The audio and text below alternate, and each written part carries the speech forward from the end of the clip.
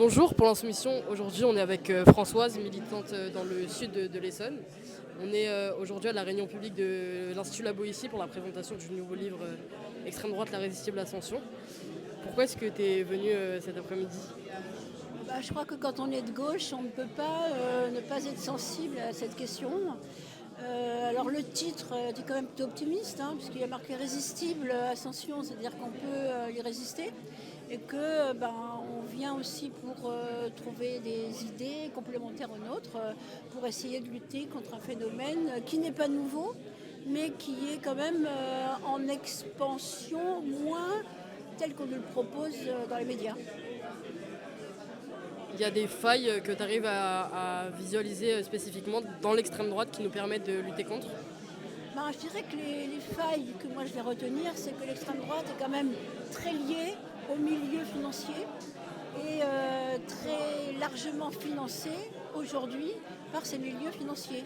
Ce qui m'inquiète, c'est plus le concours des milliardaires au soutien apporté au Rassemblement national et à l'extrême droite en général, et aux médias d'extrême droite en général, que le vote populaire. Parce que le vote populaire, à mon avis, on peut, en discutant, on peut essayer de le ramener à nous, à gauche, parce que justement, on peut montrer les incohérences entre les promesses faites pour le pouvoir d'achat et puis leur lien évident avec les grands financiers.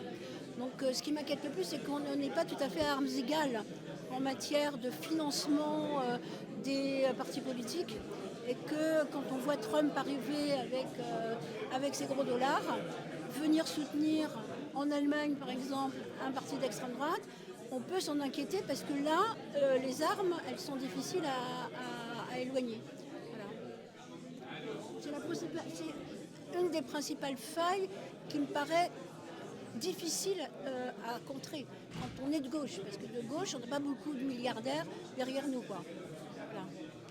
Tu aurais un mot pour inviter les gens à venir militer avec nous, à lutter contre l'extrême droite, pour motiver les gens? Je veux dire que les gens, ils ont été un peu motivés déjà par les campagnes, la dernière campagne électorale et législative. On a vu quand même qu'on a réussi à les mobiliser contre l'extrême droite. Je dirais même une partie de la droite est venue aussi se mobiliser contre l'extrême droite. Après, on sait très bien qu'il y a des jeux politiques qui font que la droite aujourd'hui se rapproche de l'extrême droite pour des raisons diverses, à la fois pour des raisons de défense du système économique dans lequel on est, qui quand même est menacé. Il est menacé sur le plan national, parce qu'il y a des gens qui commencent à dire il y en a marre. Et il y a aussi sur le plan international un certain nombre de pays qui ne supportent plus le capitalisme dominant de l'Occident. Donc il y a des raisons pour des capitalistes aujourd'hui de se sentir en danger et de se rapprocher de l'extrême droite en général. Après, si on est conscient de ça, si on sait qu'il y a des forces qui sont pas seulement nationales mais internationales à gauche dans la contestation, alors ça peut être assez divers, mais il n'empêche que on peut se dire qu'on a tout intérêt à être de l'autre côté.